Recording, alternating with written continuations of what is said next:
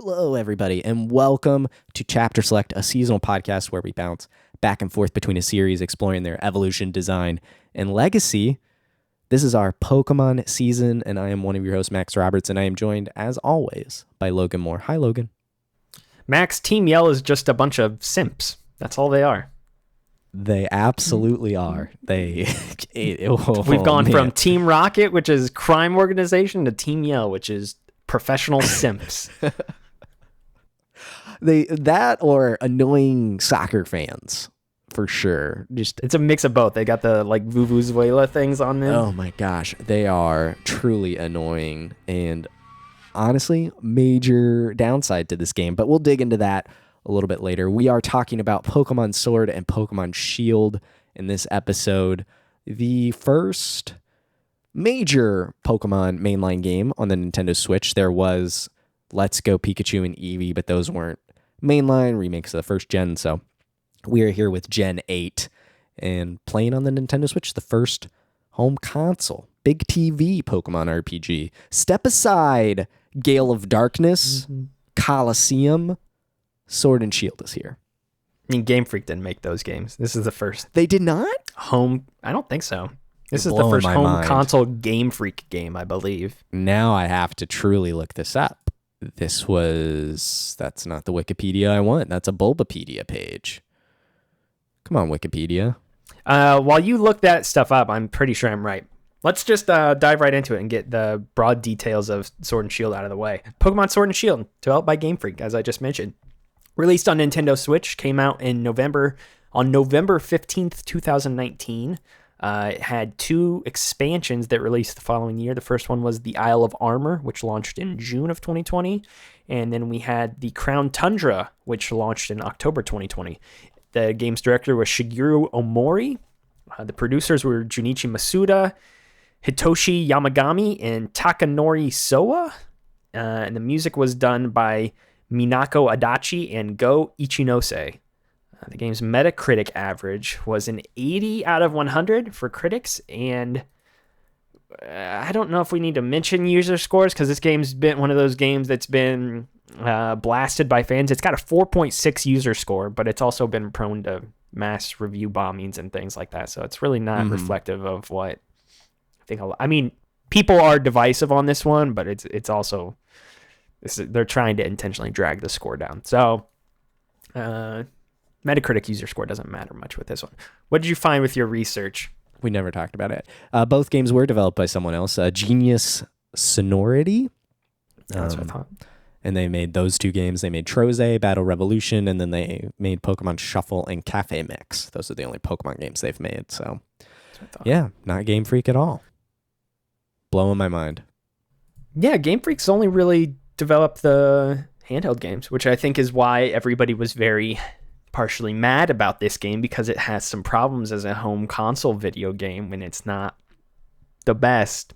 We'll just say in some aspects, which we'll touch on and dig into more here in a second.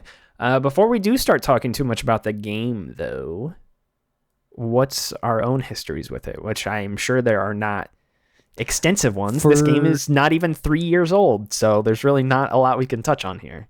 But our histories are actually fairly similar for this game. I obviously had never played it. Again, my history with Pokemon has been established. I've really only played Blue and Diamond up until this season, so I didn't touch it. Saw it came out. It was like Pokemon on Switch. Logical next step. Always passed it by. I did find it interesting that this was the first Pokemon game to not do a second version, a year or so later, and instead opt for DLC. So instead of a Crystal or a Platinum or even a Black and White 2 type sequel thing, Ultra, whatever, DLC. So I did find that interesting strategy for the company, but beyond that, didn't even touch it, look at it, think about it more than whenever Nintendo talked about it. Yeah, I mean, my only real exposure to this game outside of, it came out a couple years ago. I picked it up at launch, but I didn't play it until now. So I've just been sitting on this, and it's been in my backlog for 2.5 years. The only other thing I really remember with it is playing this game at Nintendo's E3 booth in 2019. So that was I got to look at it behind closed doors early. And I think the demo they had us play was actually the second gym. They just let us run through that gym and fight. Okay. I think her name's Nessa. Yeah. Yeah. So I wasn't the one playing that. Shout out to Tomas Franzisi, who I think is going to join us on this season on an episode in the future. Yeah, he ran through that and he played that. So I got to check that out and see some of the new features and things like that early. But otherwise, I'd never played the game for myself until now. And again, I've been meaning to for a bit, but I guess my real history with this and the thing that I can throw out there is that I've kind of become a lapsed Pokemon fan. Like I went from playing every single one of them to I didn't play Sun and Moon. I didn't play this. At the time we're recording this, I still have not played Pokemon Legends Arceus. So this is the first newer Pokemon game that I have played in probably the last 5 years or so. I skipped out on the Hoenn remakes as well. I never played those. The last thing I played, I think, was X and Y. So from X and Y till this is the first time I've really gotten back into Pokemon since that time, since X and Y came out on 3DS. So yeah.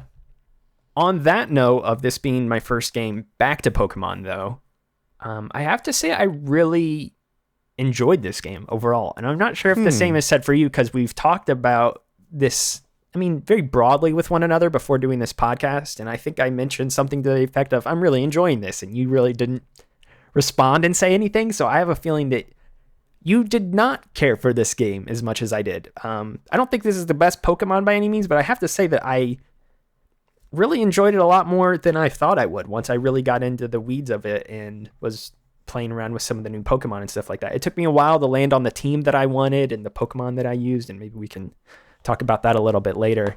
But I do think I enjoyed this game quite a bit, especially more than I was expecting. So what about yourself? I was not a huge... This game annoyed me. Some design decisions annoyed me. It feels shallow.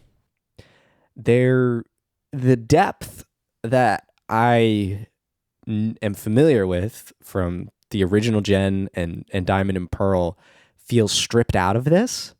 A lot of that falls onto Team Yell and the villain type angle of this game.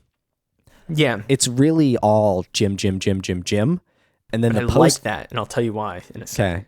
And then the post game is Jim. That I don't like. So I'm at the time we're recording this, you've done more of the post game than I have. I'm still dealing with Swordbert and Swordward and Shieldbert, I think their names are. So I'm dealing with them and cleaning up that mess. So I've not done the entirety of the post game, but I've gotten to the point where I cleaned up the first gyms and then I fought them again, and then it was like, oh no, now there are more gyms under turmoil. And I'm like, okay, I don't want to do this right now. Yeah. So it feels just, while it is laser focused in what it wants to deliver, it feels sparse in previous, at least the offering I'm familiar with.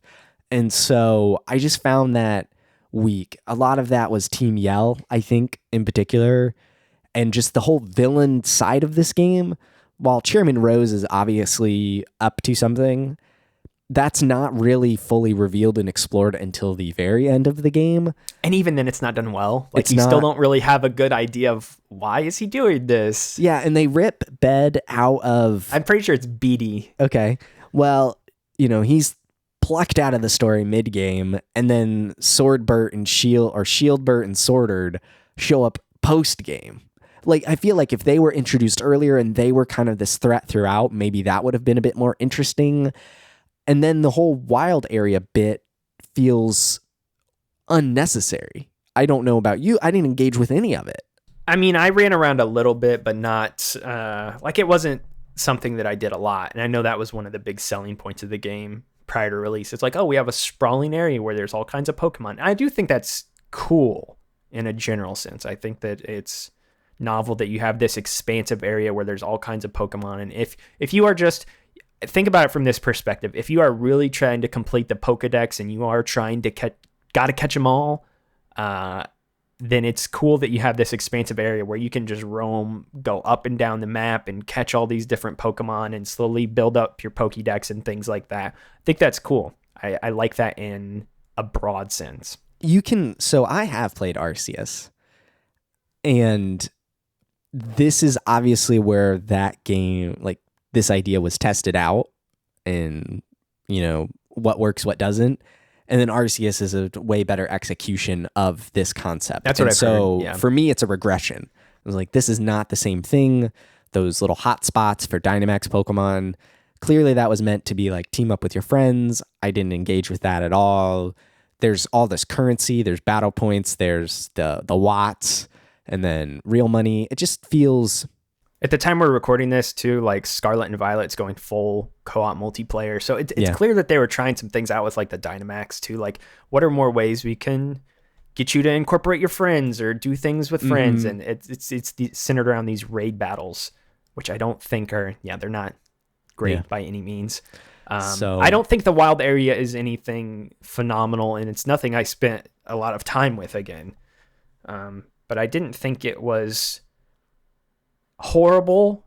I didn't think it was like egregious. It was like, okay, I see what they're doing here and I see what they're trying to build. I think my larger issue, and this is something that we can get into, maybe not a lot, but the game has some very massive technical shortcomings. And I don't know if that's, I don't think it's because of the Switch. I just think it's because it's Game Freak. I don't know. Maybe it is because of the Switch, but there are some insane pop in and draw distance problems in this game, and I think that hurts even that. I think it hurts way more in the wild area because you're trying to, run around this expansive part of the game and see what's out in the distance, and you can't really see what is around that you can explore and look at because the pop in is so abysmal. Like the draw distances are horrible in this game. So you really don't know what's around each corner until you are right up there and it's in front of your face. And that's a problem. It's a major problem. I will say, like, me noticing it eventually goes away. Just, I guess your mind just gets used to it. It's nothing that impacted my enjoyment of the game, but it was one of those things that consistently the whole time I was playing, like even late game, I was like, oh, wow, this is really bad. Like even in some of the cities you'll go to, you will have to get very close until other characters pop in and you can see them. Like it's very noticeable, and it's I don't know if that's something that'll be improved. I'm hoping that'll be improved very much so with Scarlet and Violet, because that's a full open world Pokemon game. So if they have just as much character pop in problems and stuff like that, then that's going to be troublesome with that video game. I think the more offensive technical issue is the frame rate. That I noticed a lot and did. Did you play on your TV? Played on my TV 95% of the time. Total inverse. I did not play in not handheld mode. Total handheld game for me. Interesting. In every respect. So okay. Well, I was on the TV 100% of the time, and it's choppy, man. It gets really sluggish. It battles, running around. I was not surprised, but it was slow. It had some slowdown. I could see it. Yeah. So yeah, I played solely on handheld, and I didn't really notice frame drops too much. There was a couple times during battles and things like that, but it was stable for the most part. It was the main technical problems were the things we've already mentioned. To go back to the wild area really quick. Yeah. I think this might help transition a little bit, but the other problem I had with it is design-wise, the game only forces you to go through it twice. Yeah. I thought it would be more integral, as in almost the wild area is the central hub, and then maybe every town or gym is sprawled off of it. And so every time you were going there, instead of traditional routes per se, you're going through this wild area, exploring new parts, being strong enough to go through. And there's one area of it you specifically can't get to early. Like if they would have had more branching paths unlock. Yeah, it felt disconnected from everything else, because once you get to the main first city, the 3 gyms are beyond that and on main routes that you just go through caves and things like that. And then when you move to you got to loop around back through the wild area. So it feels like we didn't have to engage with it, and therefore I didn't engage with it because. But if you don't like it and you're not being forced to engage with it, I mean, that's a roundabout way is a good thing. It's a positive thing. Sure, it didn't make my enjoyment of the game worse, but if it was because that was a part I remember being promoted so heavily, and obviously new innovation for the series, and to see it not used so much, it feels a little.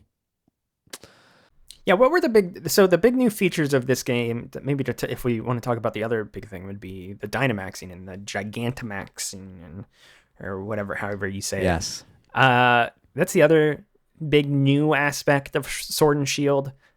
Do you have any strong feelings about that whole system? I didn't really engage with it. The only time I engaged with it would be in the gym battles when every last Well, that's Pokemon, the only time you really can use it. Well, the gym battles. But their last Pokemon, they would always Dyna or Gigantamax, and then I would just do it simply to have enough power to counter. Sometimes I didn't even bother with it, but it was not something I saw as a strategic play. I didn't really want to use it or feel like I needed to use it. So it was just there. It made them big and changed your moves. I wasn't a huge fan of turning huge. Yeah, it's not something, again, similar to the Wild, how I felt about the Wild area. It wasn't anything egregious, but it was nothing that I really loved. The process of getting Dynamaxed and getting your Pokemon big was just too long.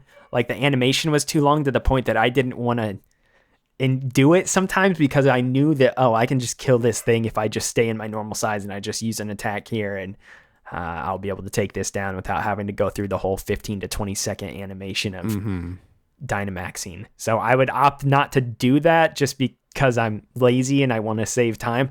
I think there are different, you and I played a fight before doing this, and I think competitively, I think there are some interesting ways that you can use Dynamaxing, especially if you do double battles or something like that online. I think there are some interesting strategies that you could implement, and I think competitive wise, there is a little bit more depth to it. As far as the base game itself goes, not a lot to really convince me that this was a great addition to the game by any means. And it's something that, again, Scarlet and Violet is coming out in the future, in the coming months at the time we're recording this.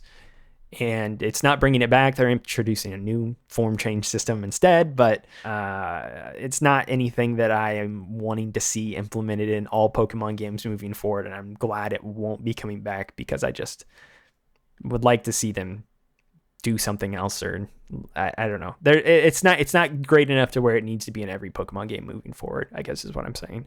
Yeah, what was it in Sapphire and Ruby that they did? Omega something?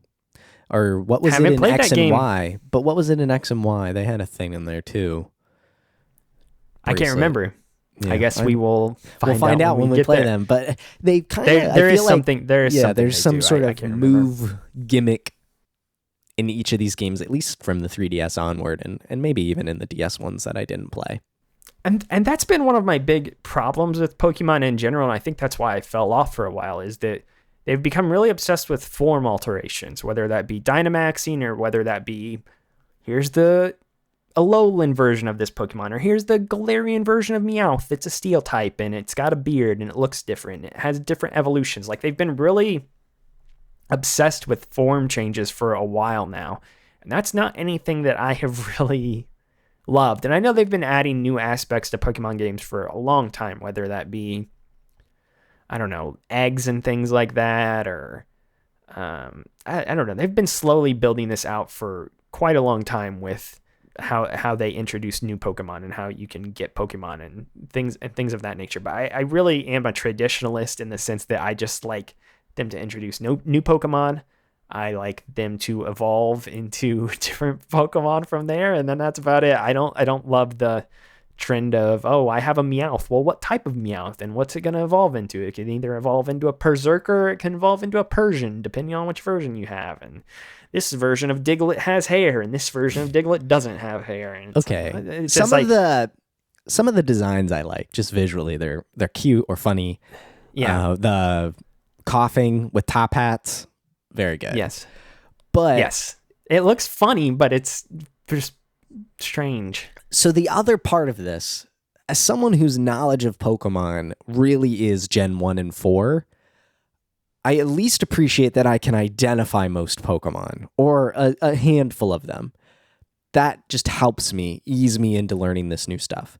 If you want to introduce a Pokemon that has a large mustache and like smokestack looking hats, I guess I just don't understand why you wouldn't create a whole new Pokemon centered around that idea rather than repurposing a Weezing, is what I'm saying.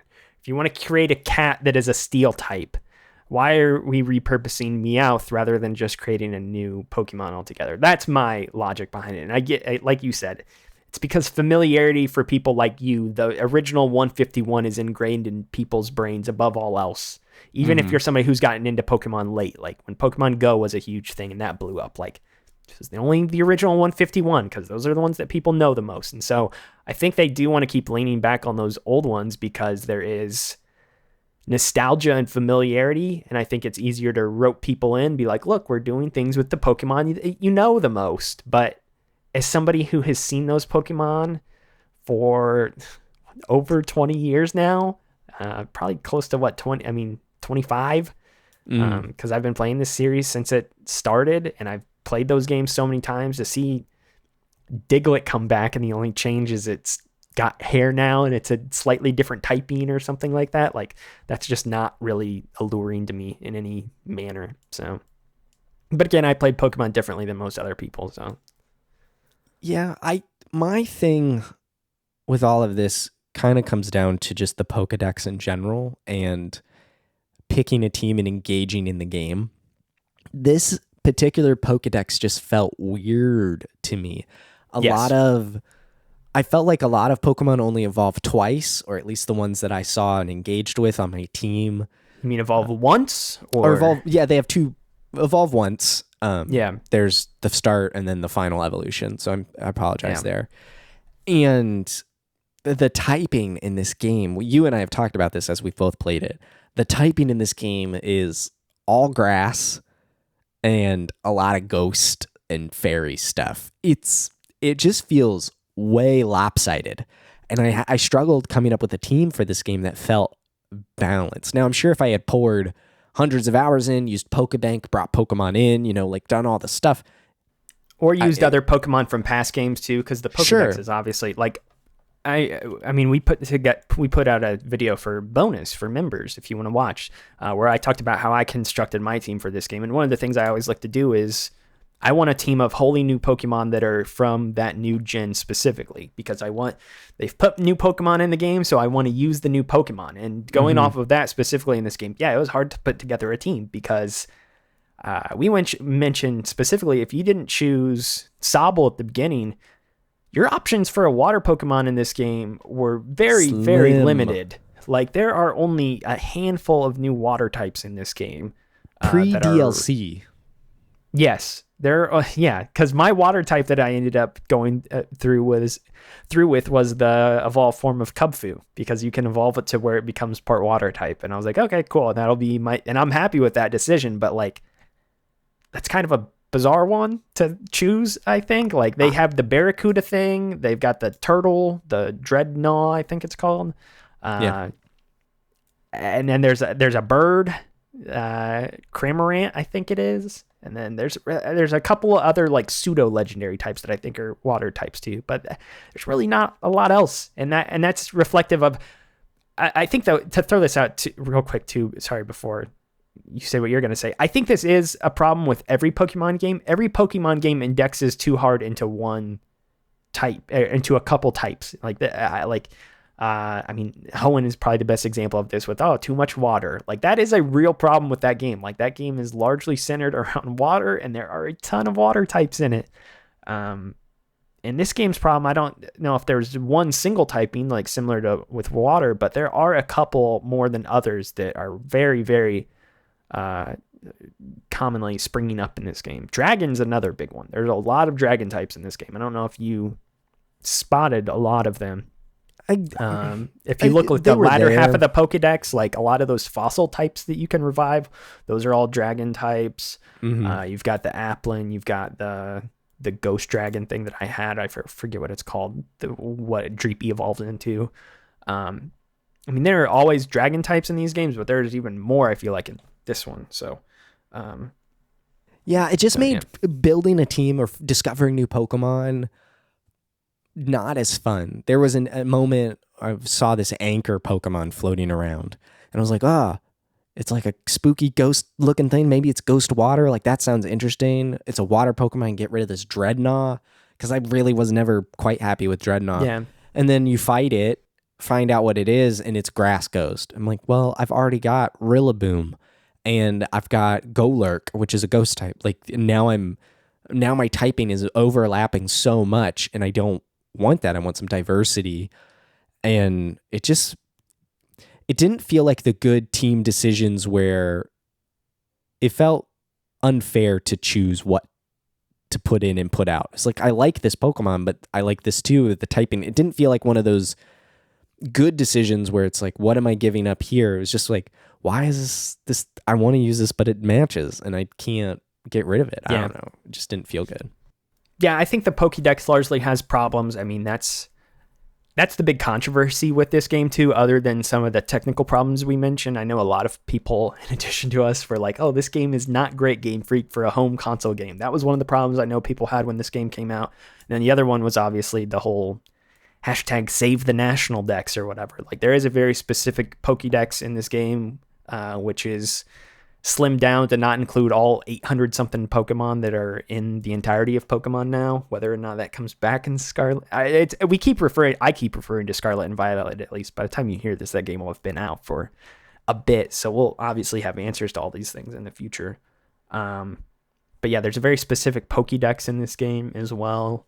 Yeah, I don't know, the Pokédex as a whole, even outside of the fact that there's no national dex, I do think it just has shortcomings, especially with, again, the original, what is this, Gen 8 Pokemon that are in this? Mm-hmm. Yeah. So I just think the new Gen 8 lineup is not enough wholly new Pokemon. The ones that are wholly new, there's too much crossover of types. I think the best thing I can say, and this is one other thing that we talked about before doing this, the Pokédex really feels like they came up with ideas for types that they could do. Like, what are some dual typings that we haven't done a lot of in the past? Like, okay, we haven't really done too many rock water types. Okay, well, let's work it backwards. What would a rock water type look like? And then you get Dreadnought. Oh, we haven't really done a whole lot of rock fire types recently. Okay, well, let's do Colossal and come up with that. We haven't done any Dark Fairy, really. Like, okay, what would that look like? Here's a Goblin, Grimmsnarl. Like, it felt like they were matching up typings that they haven't used very prevalently in the past, and then they would work backwards and create a Pokemon that would fit that mold of the dual typing that they wanted to use. That's kind of the sense that I got from this, at least. Like, even Eternatus is another good example of that. Like, I think it's part poison, part dragon, which is rare and something you don't see very often. It made it interesting, I suppose, just to see that, but definitely heavy on the grass. I like the new. For the record, I should say I do like them coming up with new typing mixes, new dual typings. I think that's a good idea for the most part. But then there were even some odd, like, exclusions, like the Grapplock, the octopus thing, like, that you can catch in water. It's just straight fighting type with no water type. It's like, well, why is this? It can still teach it water moves, and it's basically a water type, but it's not. Okay, that's kind of strange. Like, I don't know, just a lot of odd decisions like that were made, in my opinion. So I would agree with that. I want to talk about a couple things that I did like about this game, and some things you mentioned before that you really didn't care for, like with Team Yell and stuff like that. I like that this game really does not have an overarching bad guy per se until late, because I think one of the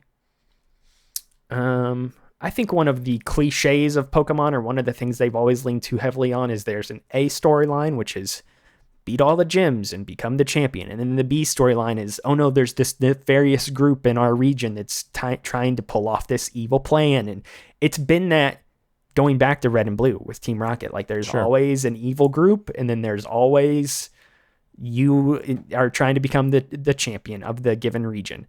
And they've leaned on that for so long. So when we get in this game and the team, the quote unquote villain group this time is just, they're not even really villains. They're just, again, simps Obnoxious. for one of the challengers in particular. I like that was totally different. And again, eventually a villain does rise up near the end of the game and you have to face off against Chairman Rose. And I called one gym into the game. I was like, okay, Chairman Rose is going to be evil. I can see this coming 1,000 miles away. But they really, I like that there's not this constant presence of a Team Magma or a Team Aqua, Team Rocket, whatever. Like, I like that there was not a singular, like, villainous group that or an organization in this region that is trying to push forward their own motives. And I guess eventually there is one because Chairman Rose's whole macro cosmos organization or whatever it's called is sort of that. But it's not in your face the whole time. And that felt fresh to me, at least, that it wasn't leaning into these old patterns that we've seen in the past. I'm okay with that conceptually, like just leaning more into a one-sided story or dabbling a little bit of the B along the way. But I think the execution was shallow. There wasn't enough to the plot of going to these gyms and fighting your way to the top that I thought that storyline of become the best, defeat the undefeated, there wasn't enough there because you would just go to town and go straight to the gym. There wasn't in previous games that I have played, you would get to town and maybe there's some of that B plot there, or getting into the gym, there was a puzzle, or, I've got to go here and find this key, or I've got to go here and unlock this door. I've got to go learn cut, so I got to go to the man on the ship and get cut from him first right before I get into this gym. Yeah. I feel like if there was just more padding to getting to the gym, more of a struggle, and getting, inside the gym, also really getting to the gym leader is not a challenge either. And I think we'll talk about that when we get to more gym-focused discussion. But it was so brisk. It was like, you've got 8 gym badges like that. Well, I do like the briskness of it. I think we both did. I marathoned this game, and to just throw this out there, as the day we're recording this is a Saturday. On Friday, yesterday morning when I started playing this game, I was at the 3rd gym. I had beat it by the time I went to bed. So I like that it was that's still a lot of hours. I played the game all day long for like 12, 13, 14 hours in a day. But still, I like the briskness of it. Personally, I like how quick some of that went. Let's talk about the gyms, because this is the one aspect of the game that I did really like. And it's that they put a central focus on the gyms and the champion and becoming the champion of the region, and how that is like a huge prominent thing to be the champion of a given region.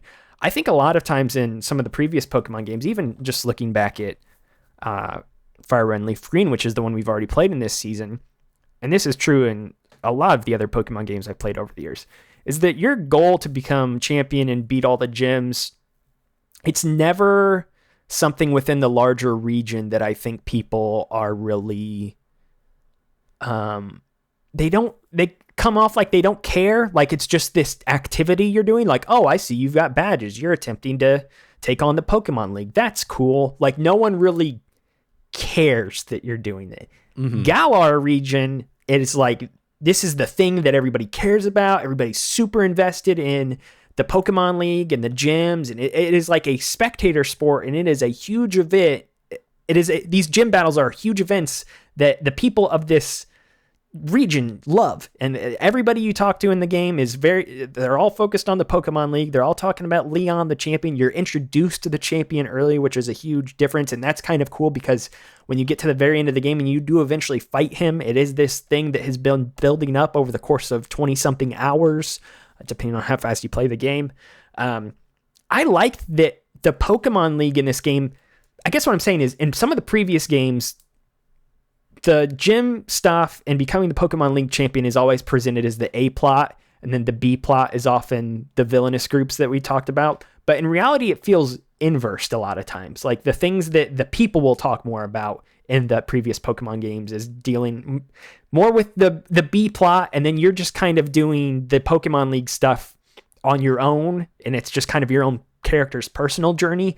This very much felt like the opposite, where like eventually a villainous thing does rise up and you have to take it down, but no, the entire focus of this game for once is on the Pokemon League and you becoming the champion and your rise to greatness and taking on all these gyms. And I have some other things I could say about this too, but yeah, it felt refreshing in that sense that there was, yes, doing the gyms and taking down all these gym leaders and stuff is something that you've always done, but there was such a heavy emphasis and focus on it in this game that it felt like something that actually mattered and was important other than being of importance to you. It was important to everybody else in the region, I guess, if that makes any sense. I love the sport angle of this. The stadiums with the crowd chanting, incorporating that into the music too. There's an energy when you go into these fights. I wish there was just a bit more build up to each individual gym. The build up to the semifinals and the champion battle is great because it is over the course of those 20 hours. I wrote in my notes, while lackluster in plot depth, making it to the semifinals feels electric, and the sport spin does work. There is hype, there energy to this, and it's fun.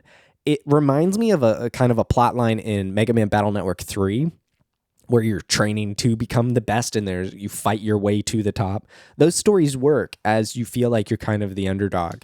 And I really enjoy it in this game. That part does pay off. The one other thing I really like too, that I think added greater, I think it answered questions people have had about some of the previous games as well, which is like, well, why are these gym leaders just totally content with holding down their respective gyms in these towns and just fighting whoever comes through them? Like, don't they have greater aspirations? I was expecting to get to the end of the game and there'd be some sort of Elite Four or something like that. And no, it is literally not only are the challengers from the gym, like Marnie and Hop and your own character, not only are they there, but the gym leaders themselves are vying to become the new champion of the region themselves. And the gym leaders also talk about how they can have other gym leaders step in. Like you get that with the fairy type old woman who's like, I need somebody new to take over my gym because I don't want to do this anymore. I can't do this anymore for forever. So like they're openly vying for the champion as well. And I thought that was super cool that they have Pokemon training aspirations outside of just fighting whoever comes through their front door to their gym. They are trying to train up their own Pokemon and become stronger so that they can try to become the champion, and then they can instill maybe one of the challengers that has come along. Like, for example, let's say the first gym leader, the plant dude, the grass guy, the farmer man. If he becomes the champion, then he could pass off his gym to one of the challengers that had beat him previously. He could say, okay, I'm champion now, but you're going to go run this gym because you've proven yourself capable by beating me previously. I just thought that was a really cool wrinkle into all of this, is that you get to the end of the game and not only are you facing off against the other challengers, but then you have to prove again that you're better than the gym leaders that should have stature in this region, because if they're running the gyms, then they are the best of the best. And not only do you have to beat them once, but you have to beat them again because they're trying to become champion as well. I just thought that was a cool twist to everything, and makes their role in the game that much larger for once. No, that worked really well. I did enjoy the sport stuff. It felt cool and good. What did you think about the beginning of each gym, which was some sort of mini game or small puzzle? Yeah. Instead of, and you would fight some trainers along the way, in some of them, or not really all of them. Most of them. I think so, most but of them. Each one was pretty much a mini game, essentially, to get to the gym leader. And that's how they always have been, but this was obviously way more blatant with the mini game stuff than past ones. Or maybe not all of them, but I think about, like, again, from Fire Red and Leaf Green, like Koga's gym, like with the invisible walls and stuff like that, and you have to snake through in a certain way. That's like a sort of mini game, but not really. I did not like most of them. It just felt like kind of busy work, and like they were throwing things in there for no real reason. Especially like I think of the fire one where it's like your goal is to catch or defeat Pokemon. It's like, what the heck? Okay, I guess. I thought the pinball one was not very good. That was pretty annoying. The one where you got to roll the sheep into the pen, the Wooloos into the pen. No, that's the one very where you're first. or Pachinko. Oh, I'm just talking about it. I know which one you're talking about. Okay. That's at the ghost area, I think. I'm talking about the first one. That one wasn't good either. And then you even had the fairy gym, the old lady who's just asking you questions. Like there was really nothing to that one. I liked that one though because it was different than everything else. It was more paying attention and fighting people to get to the top. But there was also like, and I get that it's supposed to be funny, but then when you fight her, she's like, how old am I? And there's an option between like 16 years old and 88 years old. And if you say 88, she's like, well, you're wrong, but that was rude. And then your Pokemon stats drop. It's like, what? Oh, okay. Yeah.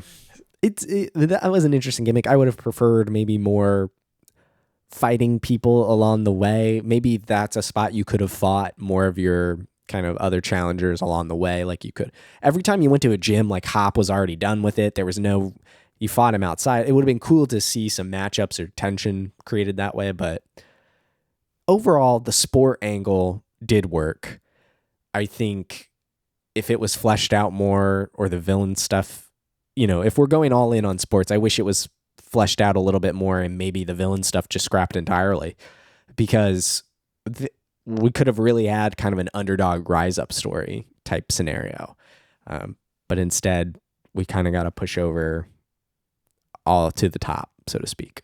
How did you feel about the rivals in this game, whether it be Hop or even Leon? I'll say, because he's had a way bigger. I liked Leon. Is it personally. Leon or Leo? I thought it was Leo. I think it's Leon. His brother just calls him Lee. Oh, okay. Yeah, you're probably right. Lee for short. Hop. Oh, Hop. This is something that you've expressed in the past, basically kind of over the past few gens, I believe. Again, I haven't played these yet. They intentionally try to make your rival weaker than you. Like, oh, you chose I was surprised Grookey, that I'll choose Sobble. It's like, I was surprised why? at that. So every time you fight Sobble, I fought Sobble, it was a one-hit kill and no tension there. But I just don't like when, and Hop's like, you're my rival, but there's no animosity, might be too strong, but there's no grudge or tension there. They're all buddy. Hop is super nice. Even when you beat him and he becomes a sad boy, he like bounces right back with positivity. And I wanted a true rival. And I think, well, they kind of have that as BDs in the game. Even that's weak though, because they're plucked out mid-game and their arc was so weird with I'm assisting the chairman and then I'm pulled out. I think if these other characters were actual challenges to fight and their characters were a bit more interesting, that could have been leaned into the sport thing. Like if the kid you grew up with in your town was actually your rival, that could have made for a great plot, I think. But instead, everyone's kind of a pushover. No one's really tough. Even Marnie with her Team Yell fans is just Well, this is a larger problem I think I have with the game as a whole, and this is something I've wanted to bring up here for a bit, is that level scaling is way whack in this game. And I mean that from the perspective of I'm somebody who's not enjoyed the team-wide XP share stuff for a bit now, which is something I they've love been it. doing for the It past few helps games. I'm me sure you so love it much. Yeah, I've not been a huge fan of that for a bit. It's nice to help train up some of the like when my friend traded me a level 1 Dreepy about halfway through this game, it was very nice to level that up quickly because they had the team-wide XP share thing on. But even outside of that, the level scaling is like, I think it scales with your own Pokemon pretty well through most of the game. I'd say through about the first 5 or 6 gyms. When you get to the gym leader, their Pokemon are within a couple levels of your own Pokemon.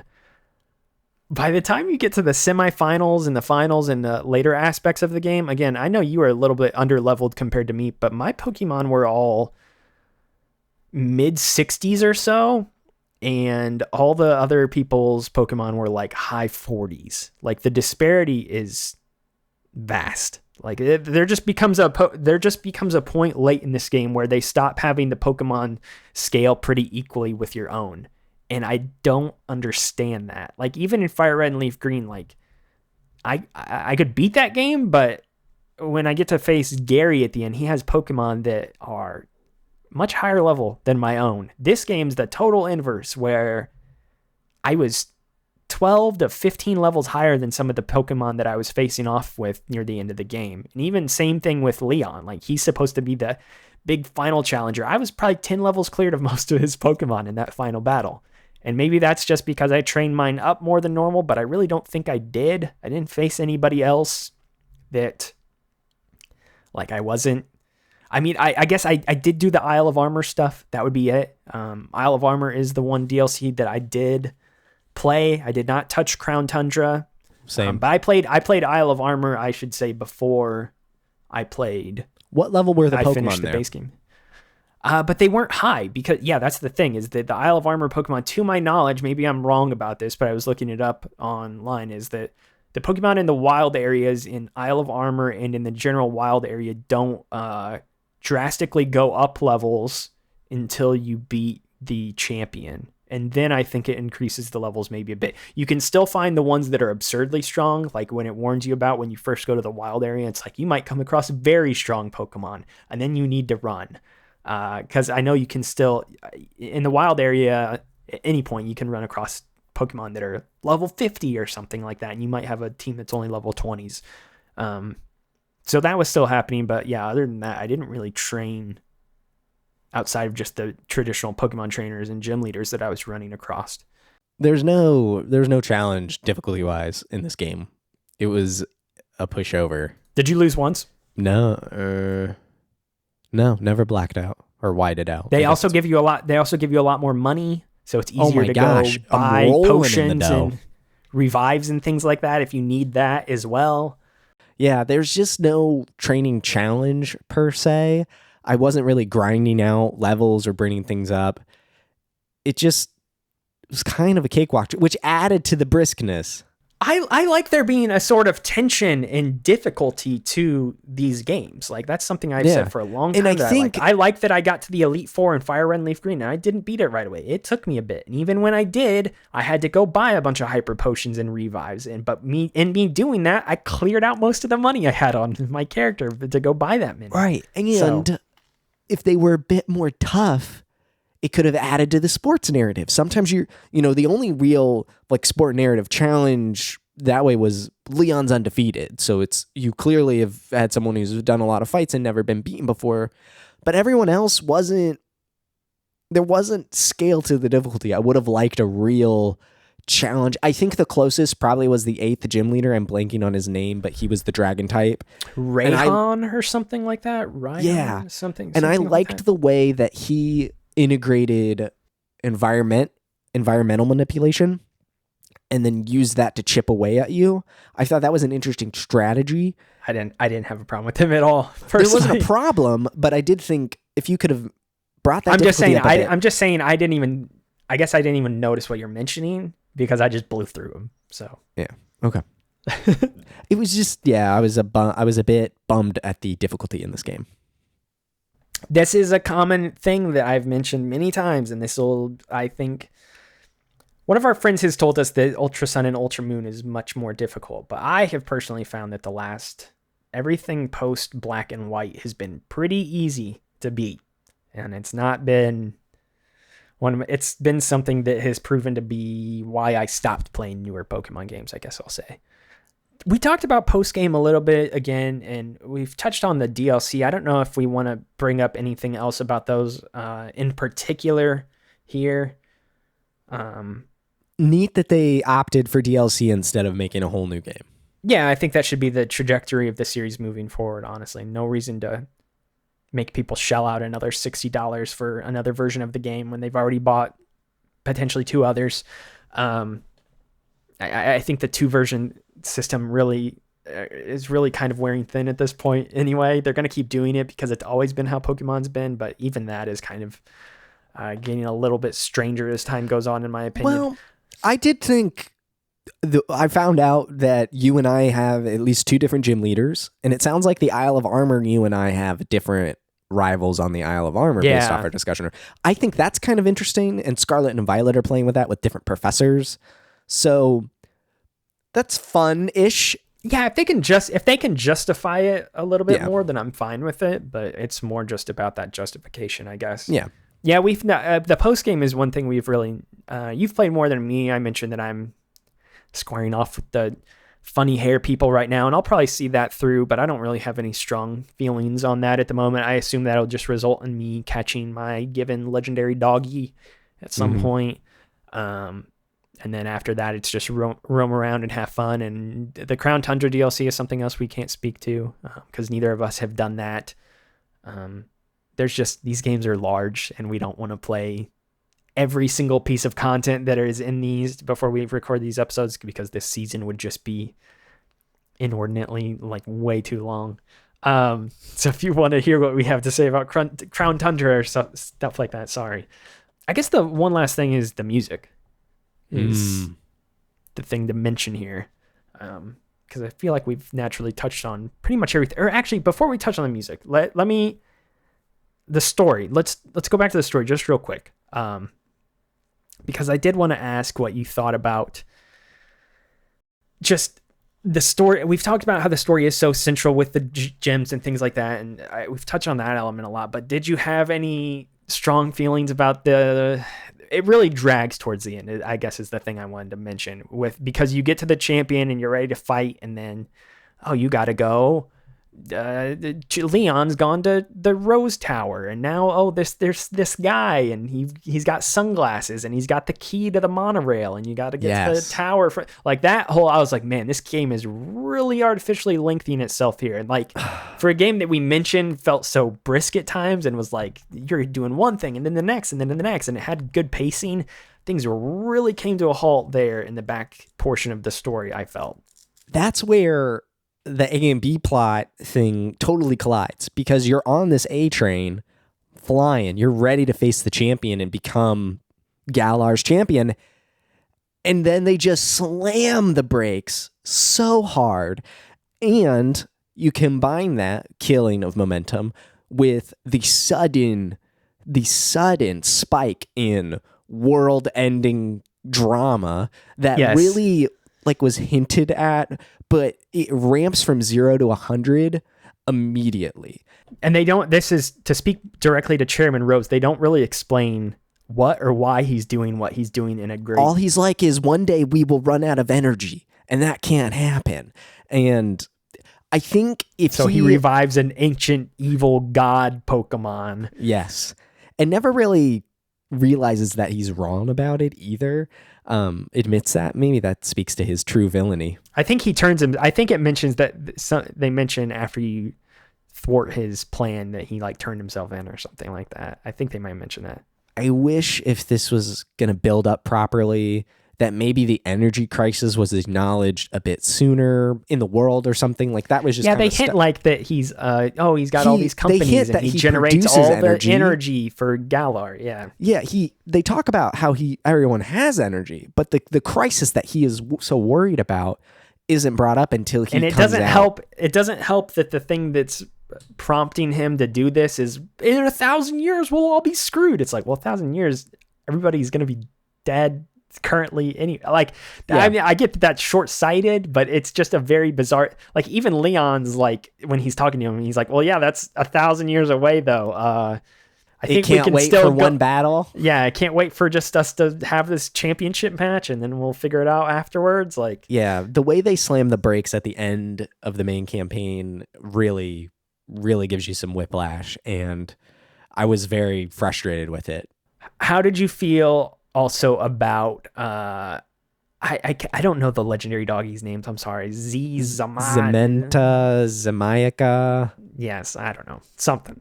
How did you feel about their involvement? And then I guess just the through line story of, the darkest day and uncovering this history of the Galar region, which I feel like is something common in all these Pokemon games where it's Palkia and Dialga. Time and space. They built the Sinnoh region and blah, blah, blah, blah. I feel like they've always got those storylines. Sure. That's fine. Just hinting at this lore to the Galar region is cool. I just think that the dogs are some of the dumbest looking legendaries in a hot minute. Because even if I haven't played the Pokemon games, I know what the legendaries look like. They put them on the box every time. And I really don't care for Sword and Shield dog. Now, I do find it hilarious that the dog carries a sword in its mouth.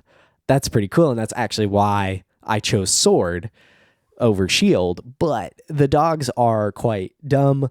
They only appear at the beginning of the game, the final battle with The final Eternatus, hours. and Yeah. then the post game is all about them.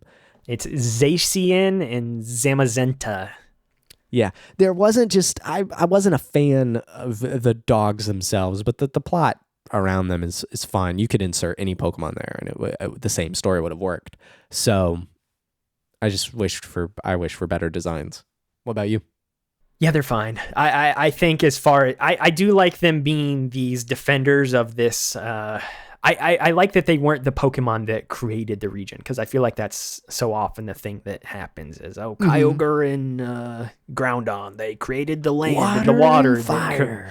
They created everything that comprises Hoenn and blah, blah. Like, I feel like that's usually how it is. This time it was just like, no, these dogs are they just prevented a bad thing from happening one time. And since then, they've gone into slumber and no one knows. And you don't even really find that out until the very end, obviously, that that's the case. But I like that that's the twist on it, that they're sort of these hero legendaries that only emerge when they're needed, and an hour of darkness for the Galar region.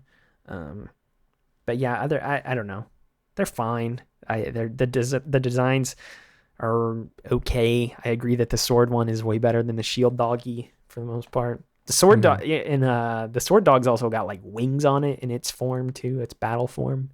Shield dog just has big shield plating on its sides and front and stuff like that. It looks kind of goofy.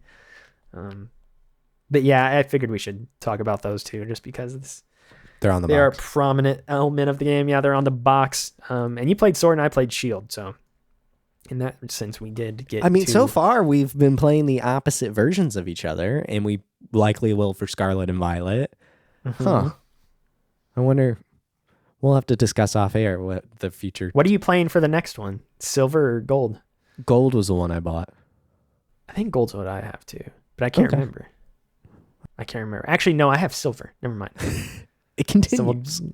I think we'll be opposites again. Let's talk about the music. I kind of tabled this a bit ago. What did you think about the soundtrack to this game in a general sense? I liked it. There were some I did songs too. that stood out. I wrote some down, but I overall liked it. The battle theme started to wear on me by the end, just the generic one. Yeah, I agree. But It's not the best. There were some other songs that I really liked, mostly in the towns. The fourth gym in my game, that was the fighting gym. I think that's one of the switches that you and I have. There's some strings and winds. It's kind of in a deserty area. Reminded me of like a Square JRPG. I wrote Octopath, kind of sounded like that. The Snowtown. Snowtown's excellent. Yes. I wrote that down. Good. Sir Chester theme. Sir Chester. It reminded me of Thousand Year Door a little bit when you Yes. go to that Snowtown. So that was a really great. When you battle with Hop, especially toward the end, like the piano just comes in and is shredding while you're fighting him. That made Hop feel more like a rival than he actually is, because he's all Mr. Hop's Positivity. theme's pretty good. Yes. Yeah, Hop is agree. great. Chairman's goes hard with the choir and all of that, but that also felt like artificially inflating the severity of that. Again, if his arc had built with the game a bit better, I think that would have felt more satisfying to listen to. So yeah, there's some really...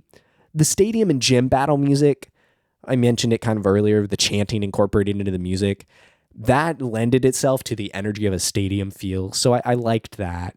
Overall, a good soundtrack. I'm excited to explore the rest of the Pokemon soundtracks. I'm obviously most familiar with the first game and Diamond and Pearl. I love Diamond and Pearl soundtracks. So I'm excited. I like this one, and I'm excited to see where the rest of these go. Yeah, total agreement. I think the soundtrack is excellent. I think that's not a surprise because most Pokemon soundtracks are quite good. You mentioned a lot of my favorite songs as well. I think the BD theme music is also very solid.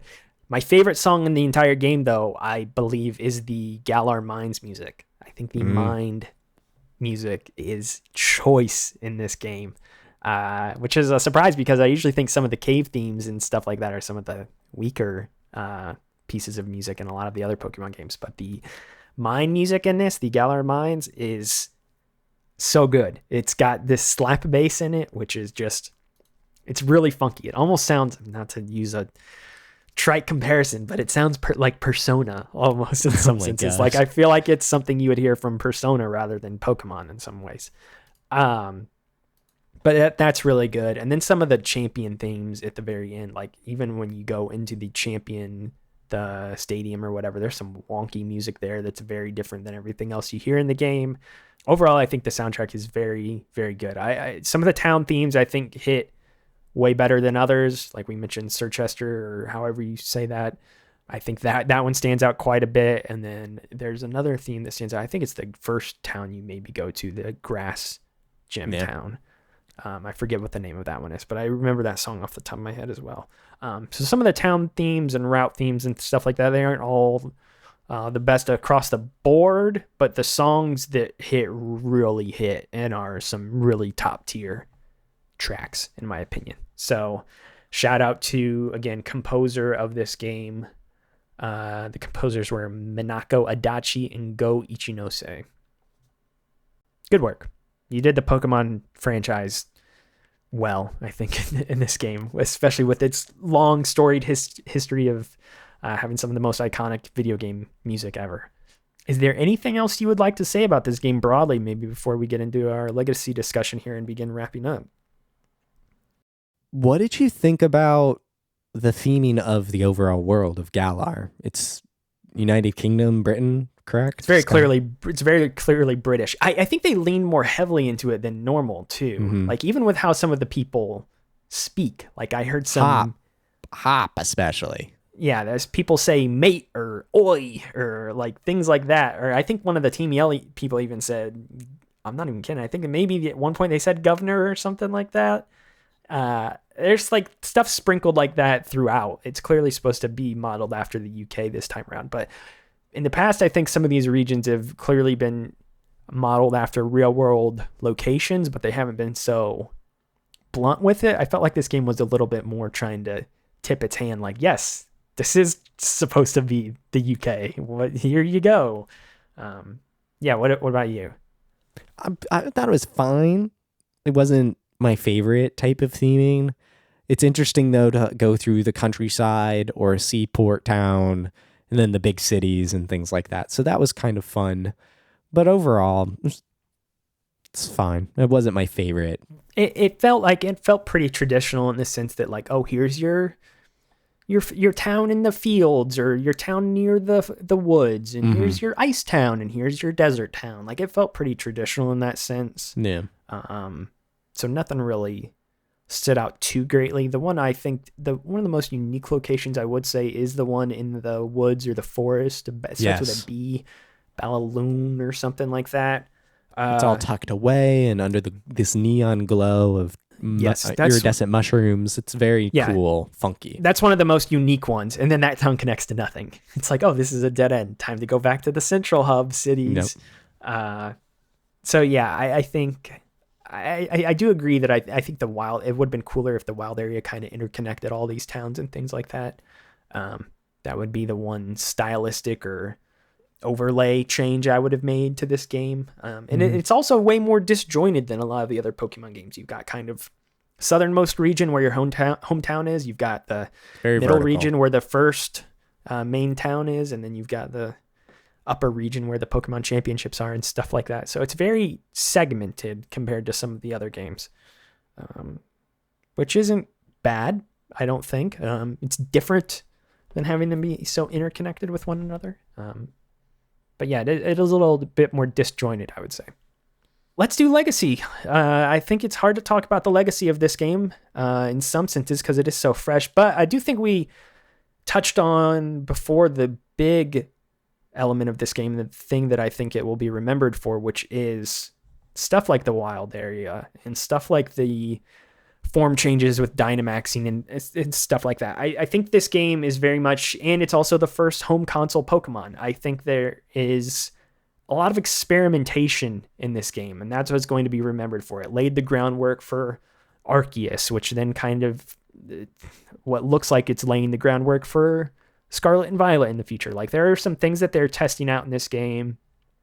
We mentioned the Dynamax battles before, how that's like they're trying to incorporate more co-op and multiplayer elements. Like, there's a lot of things in this game that you can see that have come up in the more recent Pokemon games. Like, oh, now Arceus has expanded versions of the wild area. This is a really fully fleshed out version of what the wild area was in Sword and Shield, and Scarlet and Violet looks like it's taking that to a whole nother level now with like full co-op implementation and things of that sort. And again, we'll play those games in the future, Scarlet and Violet at least, and see how a lot of those things evolve from what they have been here in Sword and Shield. But I do feel like this game's legacy very much will be that it was the first home console Pokemon, and what the series eventually became kind of started with ideas they began toying around with here in this entry. I think some of it, all of that, I agree with what you said there. Another part is definitely the player review bombing and feedback. There's negativity that surrounds this game. The National Dex stuff. Yeah, that stuff. Not that really seemed to bother you and I all that much, but it's attached. It's kind of a cloud that's loomed over this game for a little bit. It also, I could be totally wrong here, but I feel like this is probably one of, if not the longest gap between mainline games. Sword started out here on the Switch, and we're getting Scarlet and Violet 3 years later. Briefly looking, the gap between like Sun and Moon was 2016, Ultra Sun, Ultra Moon 2017. So 2-3 years, I suppose, there. It just feels overdue for a new one in my mind. And maybe that's because the release pace was so high, and as these games get bigger, more technical, that gap just naturally grows. That's totally fine. But I do think that's a part of it as well. And so, yeah, it's the first Switch Pokemon game, and it's kicked off a whole new era for them as far as one console, home console, TV play, things like that. So for sure. And again, a lot of those things we've seen in the past, but just not in this way. It feels like it's growing pains for Game Freak in some way, and hopefully they can only just improve from here. So. Well, I think that does it for our Pokemon Sword and Shield discussion. Thank you so much for listening. You can follow the show on Twitter at Chapter Select. And if you'd like to support the show, you can become a member, get access to longer episodes with bonus content and extra video content. Like for Pokemon Sword and Shield, we've got a battle. Logan walked me through building his team. So that's some Sword and Shield content specifically for you. But you can go to chapterselect.com/join and check that out. You can follow Logan on Twitter at moreman12 and his writing over at comicbook.com. And you can follow myself on Twitter at maxroberts143 and my writing over at maxfrequency.net. And until next time, adios. Chapter Select is a Max Frequency production. Chapter Select is supported by you. You can gain access to longer episodes and bonus content by going to chapterselect.com/join. This episode was researched, produced, and edited by me, Max Roberts. Season 6 is hosted by Logan Moore and myself. Season 6 is all about Pokemon. For more on the season, go to chapterselect.com/season 6. You can follow the show at Chapter Select and check out previous seasons at chapterselect.com.